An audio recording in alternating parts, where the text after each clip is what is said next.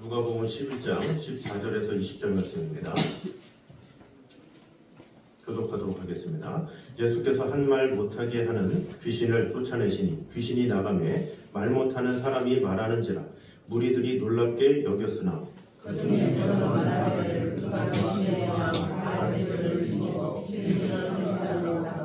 또 더러는 예수를 시험하여 하늘에서부터 오는 표적을 구하니 예수께서 그들의 생각을 아시고 이르시되 스스로 운전하는 사람마다 공부해야 되면 스스로 운전하는 인정이니라. 너희 말이 내가 바알세부를 힘입어 귀신을 쫓아낸다 하니 만일 사탄이 스스로 분쟁하면 그의 나라가 어떻게 서겠느냐. 내가 바알세부를 힘입어 귀신을 쫓아내면 너희가 그 누구를 힘입어 쫓아내느냐. 그러므로 그들이 너희 책망하게 되리라. 다 같이 읽겠습니다. 그러나 내가 만일 하나님의 손을 힘입어 귀신을 쫓아낸다면 하나님의 나라가 이미 너희에게 임하였느니라. 아멘. 이 시간에 글로리아 찬양대 찬양하겠습니다.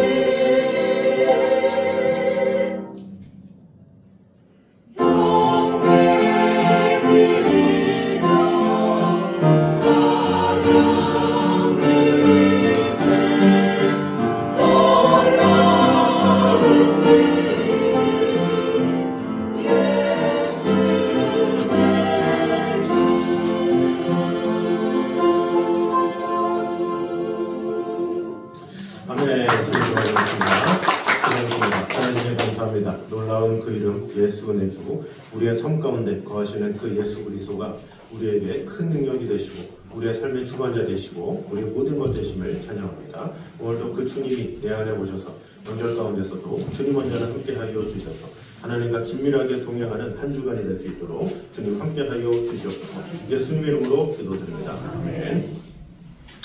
우리 교회 소식 전해드리도록 하겠습니다. 2025년도 주님의 보좌 앞에 겸손히 나아가는 성도들이 되면 좋겠습니다. 설 명절 동안에 이웃과 가정에게 선한 영향력을 끼치는 시간들이 되면 좋겠습니다. 그래서 예배 순서지를 이렇게 비치했는데 주님을 모르는 분들에게는 1년에 한 번, 두 번 있는 시간이니까 같이 동참해서 예배에 함께할 수 있도록 준비를 잘 해주셔서 은혜로운 예배 될 수 있도록 마음을 다해 주시면 감사하겠습니다. 또 설 명절을 맞이해서 남정부 독거노인 5가정에게 위로하는 마음으로 지원금을 전달했습니다. 주의 영혼들을 위해서도 늘 마음을 다해서 기도하는 성도들이 되면 좋겠습니다. 자, 우리 옆사람과 한번 인사하도록 하겠습니다. 새해 하나님의 복 많이 받으세요. 시작. 새해 하나님의 복 많이 받으세요. 그러면 자, 오늘 이 시간에는 하나님의 나라라는 제목으로 은혜를 나누도록 하겠습니다. 오늘 본문은 참 어렵다면 어렵고 쉽다면 쉽은 본문이라고 볼 수가 있습니다. 자, 예수님이 귀신을 쫓아내는 장면이 나오죠. 근데 그 귀신을 쫓아내는 그 장면 가운데 또 사람들이 시비를 거는 그런 장면에서 예수님이 변론하시는 내용으로 오늘 본문이 나와 있습니다. 귀신을 쫓아낸다 그러면서 15절에 그 중에 더러는 말하기를 그가 귀신의 왕 바알세불을 힘입어 귀신을 쫓아낸다 이렇게 말을 하고 있죠. 여기서 말하는 이 바알세불을 우리가 잘 알 필요가 있습니다. 이 바알세불은 고대 가나안 지역에서 숭배되던 신입니다. 그래서 주인 또는 지배자라는 뜻이 있습니다. 세불은 높은 곳 또는 집, 거처 이런 뜻입니다. 그래서 높은 곳의 주인, 하늘의 주인 이런 뜻이죠. 그래서 이 바알제북 이것은 파리의 주인 또 파리의 신에서 이것을 경멸하는 의미로 변형한 것으로 볼 수가 있습니다. 그래서 열왕기 1장에 보면 이것을 에그론의 신으로 언급되기도 합니다. 그래서 신약의 바알세불은 무엇이냐? 이 귀신들의 왕, 그것을 바알세불이다 이렇게 말을 하고 있죠. 여기서 유대인들 사이에서는 이 바알세불을 귀신들의 왕이기 때문에 이것이 누구예요? 사단, 악마 이렇게 가리키는 별칭으로 사용되었다라고 볼 수가 있죠. 자, 신학적 의미를 보면 예수님의 권위는 어떻습니까? 단순히 귀신을 쫓아내는 능력을 가지신 분이 아니라 사탄의 권세를 완전히 무너뜨리시는 하나님의 아들이심을 강조하고 있다고 볼 수가 있죠. 영적 전쟁을 또 보면 바알세불의 논쟁은 성과 악의 대립, 즉 하나님의 나라와 사탄의 나라 간의 영적 전쟁을 드러내고 있죠. 자, 그런데 이 중립은 불가능하다라는 거죠. 예수님이 뭐라고 하십니까? 나와 함께하지 않는 자는 나를 반대하는 자다 이렇게 말씀하시면서 영적 싸움에서 중립은 없다 이렇게 말을 하고 있죠. 자, 결론을 다 같이 한번 읽어보도록 하겠습니다. 시작. 바알세불은 예수님의 사역을 비난하기 위해 사용된 명칭이지만 이를 통해 오히려 하나님의 능력이 사단의 권세를 압도적으로 능가함이 드러나 예수님이 하나님의 권위 아래서 세상을 새롭게 하시는 분임을 확증하고 계십니다. 자, 그래서 예수님의 사역, 이 바알세불 이 사건을 위해서 예수님은 하나님의 아들이심을 오히려 드러내는 그런 사건이라고 볼 수가 있습니다. 그럼 오늘 본문을 통해서 주시는 은혜를 보도록 하겠습니다. 먼저 첫 번째입니다. 시작. 하나님의 나라는 믿음 있는 자만이 볼 수 있다라는 것입니다. 자, 14절에서 16절까지 보면 주님께서 행하신 이적과 이를 본 자들의 반응이 나와 있습니다. 자, 그런데 귀신이 나감에 말 못하는 사람이 말하는지라 이렇게 말하는 것으로 봐서 이 주님의 치유는 그 누구도 부정할 수 없는 확실하고 진실한 이적이었다 이것을 볼 수가 있죠. 그런데 여기서 놀라운 것은 주님의 이적이 아니라 이 이적을 본 사람들의 반응이죠. 예수님의 이적을 목격한 대부분의 사람들은 매우 기이 여겼다 이렇게 말을 하고 있죠.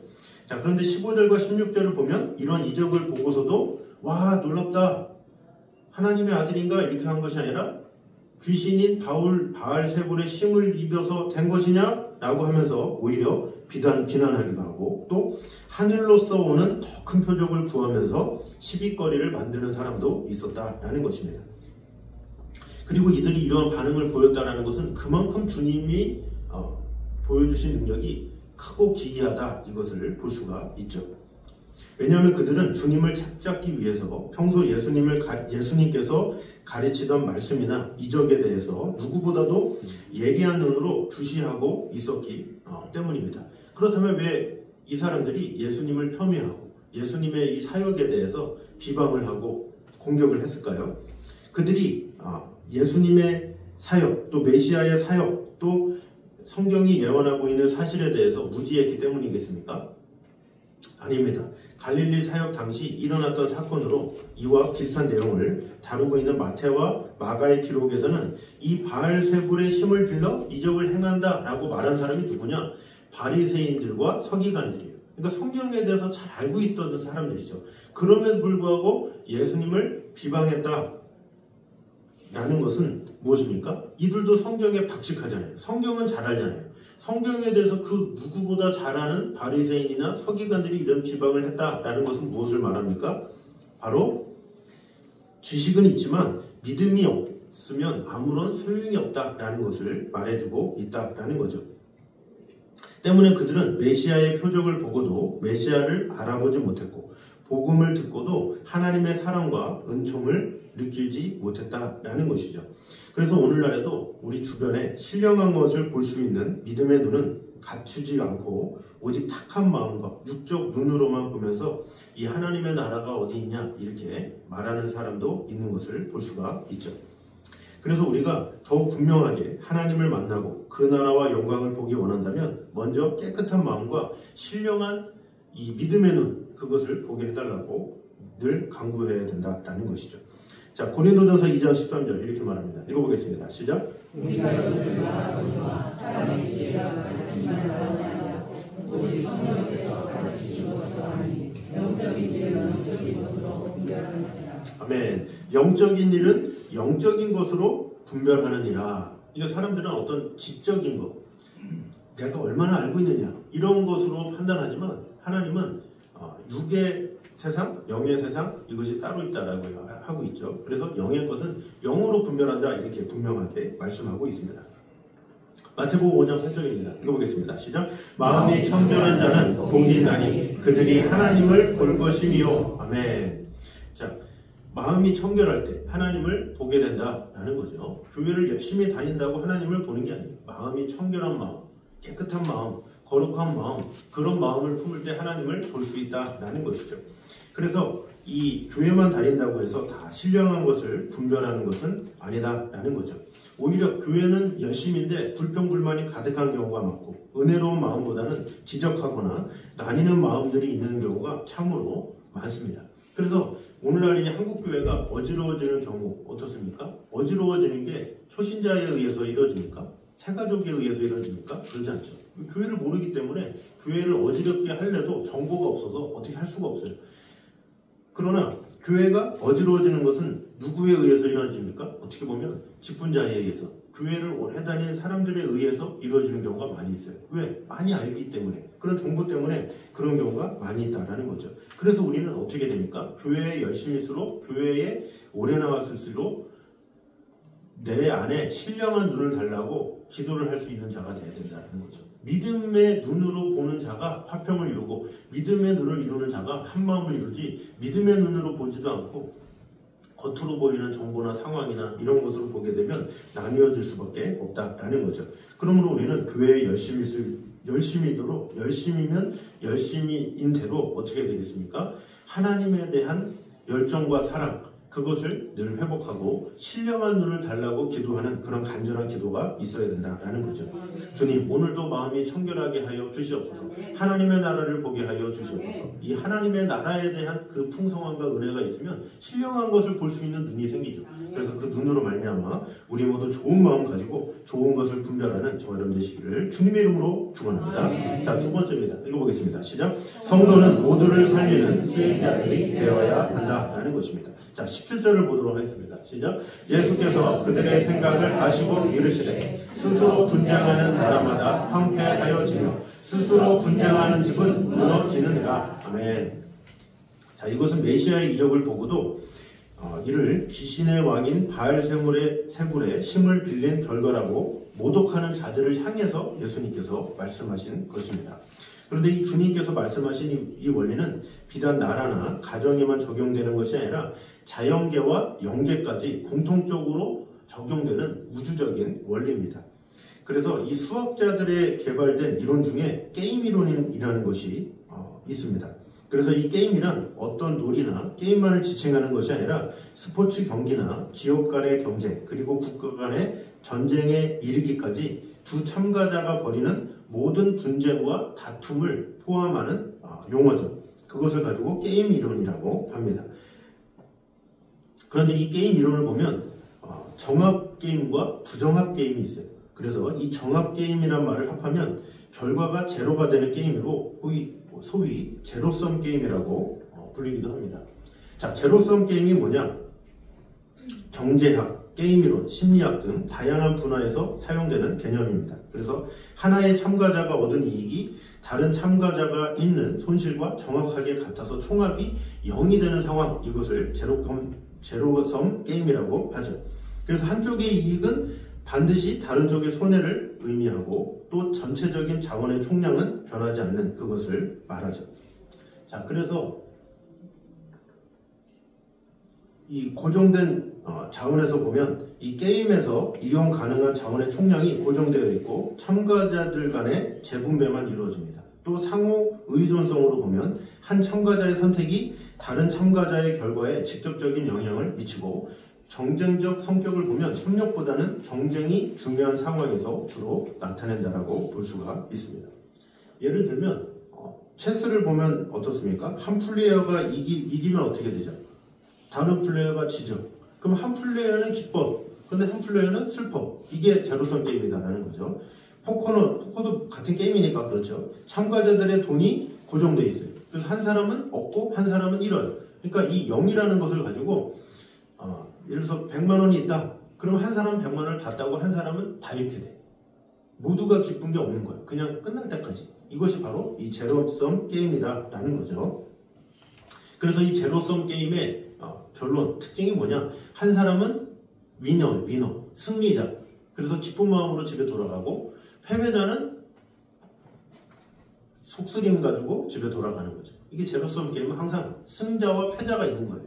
그래서 그런 법칙을 가지고 있는 것이 제로섬 게임이다라는 거죠. 반대로 비제로섬 게임이 있습니다. 비제로섬 게임은 뭐냐? 한쪽의 이익이 반드시 다른 쪽의 손실로 이어지지 않는 상황을 말하죠. 그래서 협력을 통해서 양측 모두가 이익을 얻거나 손실을 줄일 수 있는 가능성, 이것을 바로 비제로섬 게임이다라는 거죠. 예를 들어서 국제무역, 우리가 국제무역 가운데 어떻습니까? 대통령도 서로 나가서 순방하면서 이야기를 하죠. 그게 뭐예요? 우리 서로 좋은 거 하자. 내가 이거 줄 테니까 너 이거 줘. 그러면서 서로 좋은 것들을 교류하죠. 이 국제무역은 바로 비제로섬 게임이다라는 거죠. 팀 스포츠도 마찬가지죠. 한 팀이 이루어져서 하기 때문에 다 같이 승리하는 거죠. 이기면 다 같이 이기고 지면 다 같이 지고, 이것을 비제로섬 게임이다라는 거죠. 환경 문제 해결도 마찬가지죠. 우리 모두가 좋은 환경에서 살자. 그러면서 서로 아끼고 서로 이렇게 잘 활용하고 이런 것들을 바로 비제로섬 게임이다라고 말하고 있는 것이죠. 자, 그래서 오늘 예수님께서 언급하신 이 본절의 상황은 제로섬 게임에 해당한다라는 거죠. 승자와 패자가 선명하게 나뉘는 것. 그래서 그렇기 때문에 어떻게 됩니까? 치열할 수밖에 없어요. 왜? 승자가 돼야 되기 때문에. 그래서 어떻게 보면 우리가 명절에 막 윷놀이 게임 하잖아요. 이거 어떻게 보면 제로섬 게임이에요. 왜? 승자는 좋아. 유시다. 그러면서 막 기뻐하고 즐거워하는데 이 패한 사람은 명절에도 슬픔을 안고 졌는데 막 이렇게, 물론 승부욕이 별로 없으면 뭐 지면 진 거고 이기면 이긴 거지 뭐 하고 있는데 할 수 있지만, 만약에 뭐 자녀가 있고 뭐 어린데 뭐 그거 가지고 상심했다 그럼 부모 입장에서 또 슬프잖아요. 뭐 그런 것들 있다라는 거죠. 그래서 어떻게 보면 가장 아름다운 게임 그런 것은 같이 하는 거, 더불어서 같이 좋아할 수 있는 거. 그래서 어린 시절에 뭐 학생들도 오락실 갔잖아요. 그러면 1대1 대전 막 이런 게 있어요. 1대1 대전하면 친구 관계가 어긋나. 그 절친이라도 오락실에 들어가서 1대1 대전을 하면 싸우고 나와. 왜? 한 명이 이겼으니까. 그런데 협력이 있잖아요. 4명이서 또는 3명이서 2명이서 악당을 같이 공격하는 거예요. 그러면 같이 이기잖아요. 같이 지든지 같이 이기든지. 이것이 바로 비저러성 게임이죠. 그래서 이 동물의 세계도 마찬가지다라는 거죠. 동물들은 발정기가 되면 암컷을 놓고 수컷 간의 치열한 싸움을 벌입니다. 자, 그런데 흥미로운 사실은 뭐냐? 이렇게 서로 다투는 짐승들은 대개 사자나 표범 같은 맹수들의 표적이 되어서 잡혀먹힌다라는 거죠. 그들끼리 그러다가 결국에는 잡혀먹힐 수밖에 없죠. 역사에서도 마찬가지입니다. 이스라엘 백성들이 이 강대국의 틈바구니 가운데 있었죠. 그래서 힘을 합해도 부족한 상황 가운데 서로 다퉜어. 한 마음이 돼도 부족한데 서로 다투는 거야.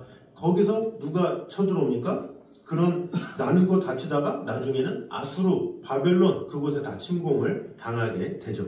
그러므로 우리는 세상 사람들처럼 다투고 분열하며 어찌하든지 상대를 정복하여 승리자가 되려는 제로섬 게임을 하지 않도록 우리는 힘써야 한다라는 거죠. 품으면 따뜻해지지만 내치면 추울 수밖에 없습니다. 그러므로 우리는 먼저 화평을 취하고 양보하면서 희생하는 길을 택하는 자들이 되어야 한다라는 거죠. 내치면 어떻게 됩니까? 내가 승리자가 됐을지 모르겠지만 상대는 버려질 수밖에 없죠. 그러나 반대로 품으면 모두가 한편이 되어서 하나님께 영광을 돌릴 수 있게 된다라는 거죠. 한 사람의 희생은 열매를 맺을 수가 있습니다. 요한복음 12장 24절입니다. 이거 보겠습니다. 시작. 내가 진실로 너에게 이르노니 하나님의 밀이 땅에 떨어져 죽지 아니하면 하나를 그대로 믿고 죽으면 많은 열매를 맺느니라. 아멘. 땅에 떨어져 죽지 아니하면 하나를 그대로 믿고 죽으면 많은 열매를 맺는다. 열매를 맺을 수 있는 방법은 죽는 수밖에 없어요. 죽어져야 열매를 맺을 수밖에 없죠. 자, 고린도전서 10장입니다. 시작. 나와 같이 모든 일에 모든 사람을 기쁘게 하여 자신의 유익을 구하지 아니하고 많은 사람의 유익을 구하여 그들로 구원을 받게 하라. 아멘. 나와 같이 모든 일에 모든 사람을 기쁘게 하여 자신의 유익을 구하지 말라. 자, 사도 바울이 전체적으로 복음서에서 얘기한 게 뭐예요? 이 사도행전에서는 갈라. 유대인, 헬라인, 구원받은 자, 구원받지 못한 자. 또 이 이방인들이 구원받는 데 있어서 이것 때문에 안 되고 저것 때문에 안 되고 그러죠. 그러나 사도 바울이 뭐예요? 유대인이나 헬라인이나 다 그리스도 안에서 하나이니라 이렇게 말을 하고 있죠. 너희들 자꾸 구분질래? 너 자꾸 제로섬 게임 할래? 한쪽은 승리하고 한쪽은 패배자라고? 그런 거 없어. 유대인만 구원이 있다고? 그런 거 없어. 우리가 다 모두가 다 하나님의 자녀야. 하나님의 사랑이야. 하나님의 사랑으로 도와야 돼. 그래서 너희들 죽어야 돼. 너희들이 죽어져야 돼. 얘기했더니 유대인들이 왜 울분해 해서 결국에는 그로 인해서 그 유대인들만 피해를 볼 수밖에 없던 거죠. 그래서 이 사도 바울이 말하고자 하는 것도 바로 그것이다라는 거죠. 자기 유익을 구하지 말고 많은 사람의 유익을 구해야 돼. 다른 사람의 구원을 위해서 마음을 다해야 돼. 너희들의 구원만 힘쓰지 말고 다른 사람의 구원을 위해서도 중보하고 도와줘야 돼. 너희들 이방인들도 하나님께서 부르신 자들이야. 같이 품어야 돼. 이렇게 말을 하고 있는 것이죠.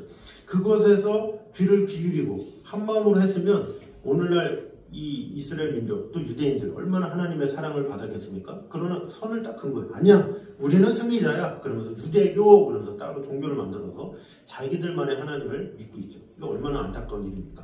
그래서 우리 모두가 승리하는 게임이 될 수 있도록 우리가 마음을 다하고 또 희생하고 또 사랑하고 섬김으로 말미암아 그 무엇보다 우리를 통해서 나뉘는 자가 아니라 나는 이겼어, 나는 승리했어 이것이 아니라 우리 모두 승리했어. 우리 모두 하나님의 뜻을 이뤘어. 이런 마음을 가지고 서로 하나 되게 힘쓰는 저 여러분 되시기를 주님의 이름으로 축원합니다. 자, 세 번째입니다. 시작. 하나님의 나라는 말에 있지 않고 능력에 있다라는 것입니다.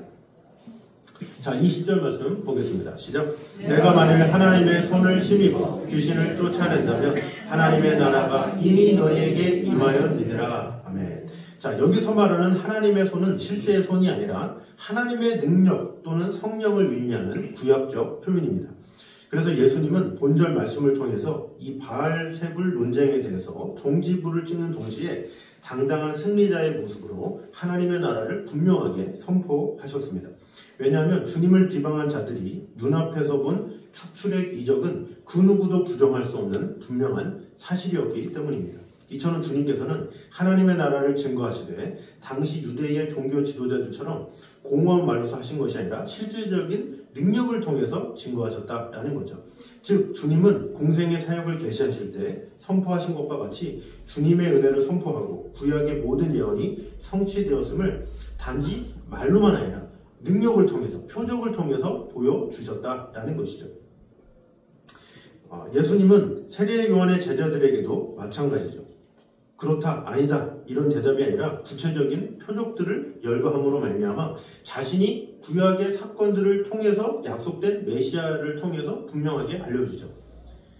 당신이 오실 그이니까 우리가 더 기다리오니까 이렇게 했다고 그랬죠. 그랬더니 안진뱅이가 걷고 눈먼 자가 다시 뜨고 이런 예를 들잖아요. 그런 표적을 통해서 하나님의 나라가 능력으로 이루어진다는 것을 너희들은 알아야 돼 이렇게 말해 주신 것이죠. 그래서 이러한 사실은 단지 그리스도를 이해하는 하나의 교리로서만 끝날 것이 문제가 아니라 이 시대의 전도와 선교의 사명을 감당해야만 하는 오늘 우리에게 있어서 이 하나님의 나라를 어떻게 증거해야 하는지 그것을 그에 대한 지침을 제공해준다라고 볼 수가 있습니다. 그래서 오늘날 서구 교회는 말할 것도 없이 이 한국 교회들조차 이 성장에 대해서 또 정체라는 심각한 도전에 직면해 있습니다. 또 대개의 사람들은 물질 문명이 너무나도 발달해서 그런 것이다 이렇게 생각을 하기도 하죠. 또 그런 설명이 일리가 없는 것은 아닙니다. 그렇다고 올바른 설명이라고 볼 수도 없죠. 왜냐하면 물질 문명이 발달한 사회일수록 사람들은 더욱 정신적인 공허를 느끼고 따라서 날이 갈수록 이를 채우고자 하는 각종 신비 종교나 사교 집단, 심지어 마약과 같은 수단에 의지하는 사람들이 늘고 있기 때문이죠. 그러니까 잘 먹고 잘 산다고 이 세상 사람들이 신을 쫓지 않냐? 그렇지 않다라는 거죠. 일본이 잘 산다고 그들이 신 안 믿습니까? 하나님 안 믿습니까? 그렇지 않잖아요. 잘 살아도 잘 사는데 그에 대한 에너지를 다른 곳에 쏟잖아요. 다른 우상, 다른 어떤 부전이나 어떤 그런 것을 통해서 자신의 만족을 드러내는 경우가 많이 있잖아요. 또 선진국 같은 경우 어떻습니까? 잘 산다고 만족을 느낍니까? 그렇지 않잖아요. 그것을 만족을 느끼지 못하니까 마약이나 그런 잘못된 것으로 인해서 만족을 얻으려는 그런 모습들이 있다라는 거죠. 그래서 우리 그리스도인들이 해야 할 일이 많다는 거죠. 그저 그냥 문명이 발달됐으니까 어쩔 수 없어 이것이 아니라 문명이 발달했다 할지라도 이 사람들의 공허함은 해결할 수가 없는 거예요. 문명이 발달했다 할지라도 이 하나님에 대한 갈망 그것을 해결해 줘야 하는 것이 우리의 책임이다 라는 것이죠.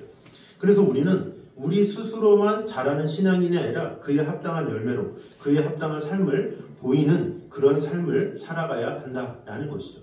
그러니까 우리가 보통 그리스도인들이 잘하는 게 뭐예요? 잘하는 게 뭐냐면 교회를 이렇게 다니다 보면 하나님을 되게 알기 원해요.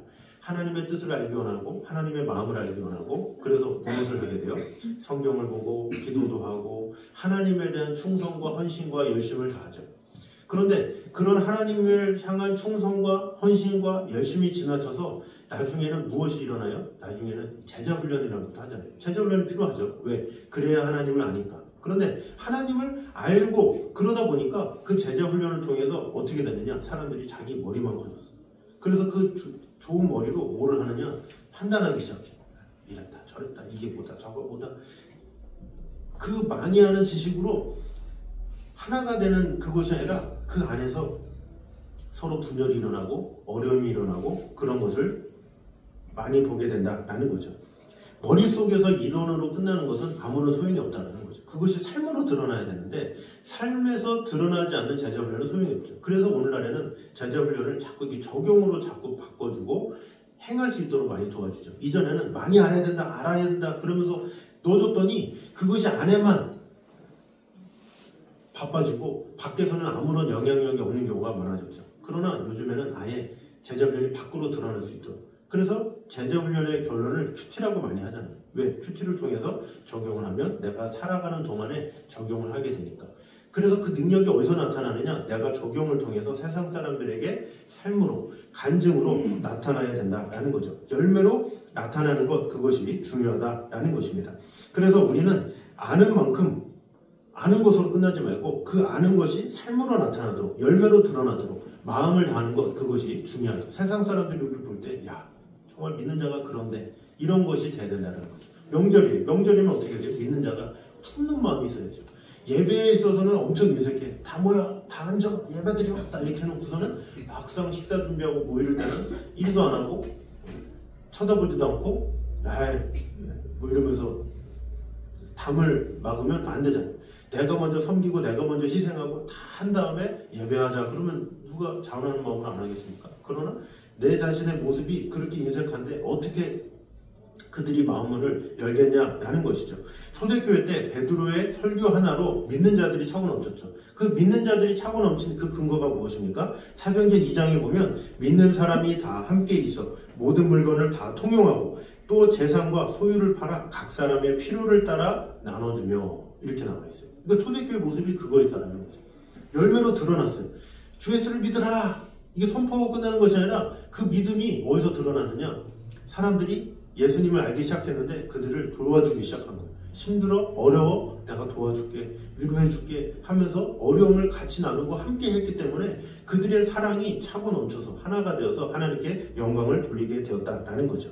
그래서 그 초대교회 때 능력은 어디서 일어나느냐? 삶에서 드러났다라는 거죠. 하나님의 능력은 예나 지금이나 똑같아요. 구약시대나 신약시대나 오늘날이나 하나님의 능력은 지금까지 똑같은데 그 능력이 나를 통해서 나타나느냐 나타나지 않느냐 그것에 따라 다르다라는 거죠. 나타나지 않으면 그것이 싸매져서 능력이 나타나는 것이 아니라 오히려 교회가 욕을 먹는 경우가 많죠. 그러나 그 능력이 나타날 때 하나님께 영광을 돌리게 되고 많은 이들이 주님께로 돌아오게 되는 그런 영광이 일어나게 된다라는 것이죠.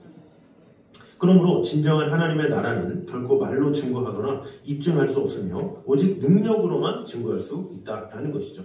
마지막 같이 한번 읽겠습니다. 시작. 하나님의 나라는 말에 있지 아니하고 오직 능력에 있습니다. 아멘. 우리 안에 이런 것이 있습니까? 하나님의 말씀이 우리의 삶에 얼마나 녹여주고 있습니까?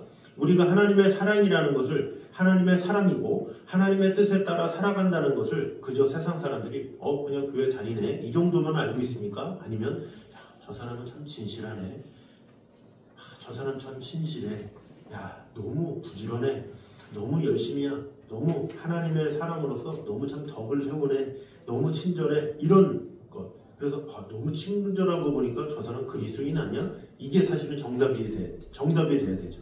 그러나 오늘날에는 그렇지 못한 경우가 얼마나 많이 있습니까? 그러므로 구원하심이 보좌에 앉으신 우리 하나님께 하나님과 어린 양의 있음을 찬양하면서 우리의 능력 가운데 하나님의 나라가 선포되는데 마음을 다하는 저와 여러분 되시기를 주님의 이름으로 축원합니다. 자, 오늘 시간에 같이 찬양하도록 하겠습니다. 우리의 보좌 앞에 모였는 우리 기도를 찬양하면서 우리 모두 하나님께 영광을 돌리고 또 세상 사람들도 우리의 삶을 통해서 구원하심이 보좌에 앉으신 우리 하나님과 어린 양에게 있습니다. 이런 고백하는 일들이 일어나게 해달라고 우리 같이 고백하며 찬양하도록 하겠습니다.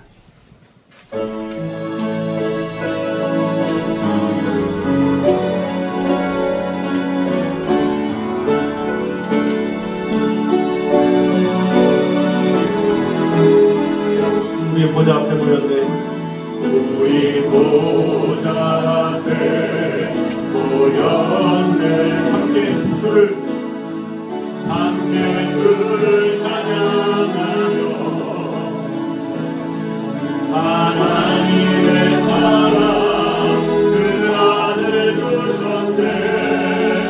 그의 피로 우리 구원받았네.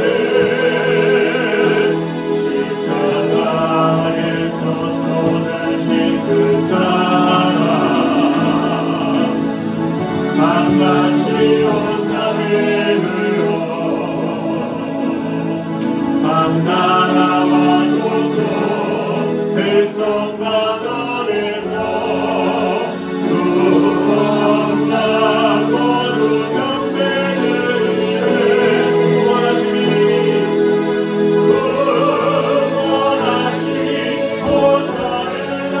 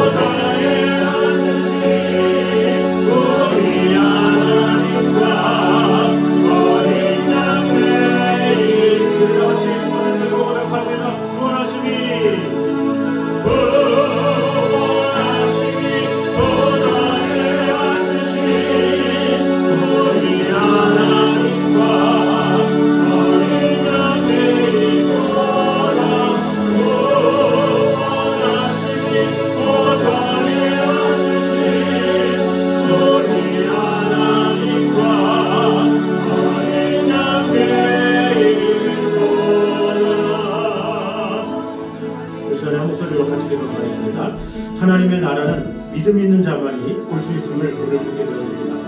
우리 모두 좋은 마음을 가지고 좋은 것을 분별할 수 있도록 주님 나에게 거룩한 마음을 허락하여 주시고 청결한 마음을 허락하여 주시옵소서 기도했습니다. 두 번째로 우리 성도들은 모두를 살리는 수행자들이 되어야 함을 오늘 보게 되었습니다. 우리의 희생을 통해 많은 사람을 살리고 또 우리 역시 그러한 희생을 통해서 하나님이 주시는 영원한 영광을 얻음으로 말미암아 우리 모두 승리자가 될 수 있겠다고 우리 한국교회로 같이 기도했으면 좋겠습니다. 또 마지막으로 하나님의 나라는 말에 있지 아니하고 능력이 있음을 꼭 기억함으로 말미암아 진정한 하나님의 나라는 결코 말로 증거하거나 입증할 수 없고 오직 능력으로만 증거할 수 있음을 기억하면서 우리의 삶과 섬김을 통해 그 능력을 보여줄 수 있는 자들이 되게 하여 주시옵소서. 이 명절 기간 가운데 믿지 않은 자들에게 주한 하나님의 덕을 선포할 수 있는 그런 의미성이 될 수 있게 하라고 우리 시간에 한 목소리로 같이 기도를 하겠습니다. 사장님 감사합니다. 우리 원로자를 함께하십니다. 하나님의 사랑, 하나님의 수고, 우리 안에 아들을 만나는 오늘도 살아계신 하나님의 영광 우리를 지켜주시고 돌봐주시고 언제나 함께하여 주셔서 주님만을 늘 사랑하고 주님 지켜주시고 영광받아 주시고 우리 모두가 가운데 역사하시고 하나님의 은혜, 하나님의 사랑이 우리에게 하늘이 말씀 있도록 주여 지켜주시고 돌봐주시고 언제나 함께하여 주시옵소서. 주님만을 사랑하오니 주님 지켜주시고 역사하여 주시고 우리의 마음이 주님을 향하게 도와주시고 주님께로부터 말미암는 풍성한 은혜와 사랑 안에 온전히 도와주시고 지켜주시고 돌봐주시고 언제나 함께하여 주시옵소서. 주님을 사랑하오니 주님 지켜주시고 돌봐주시고 언제나 함께하여 주시옵소서. 주님만을 사랑하며 아버지 하나님을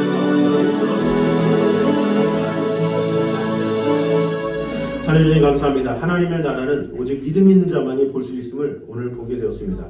마음이 청결한 자는 복이 있나니 저희가 하나님을 볼 것이며 말씀하고 있습니다. 청결한 마음으로 살아가는 그런 성도들 되게 하여 주시옵소서. 또한 성도는 우리 모두를 살리는 수행자들이 되어야 함을 오늘 보게 되었습니다. 내가 희생할 때 하나가 될 수 있습니다. 내가 죽어질 때 하나님의 귀한 뜻을 이룰 수가 있습니다. 우리 모두가 마음을 다해서 우리 주의 영혼들을 섬기며 마음을 다할 수 있는 그런 마음을 허락하여 주시옵소서. 또한 하나님의 나라는 말에 있지 아니하고 능력이 있음을 오늘 보게 되었습니다. 그저 하나님의 나라는 말로 증거하거나 입증될 수 없고 오직 능력으로 증거할 수 있음을 오늘 보게 되었습니다.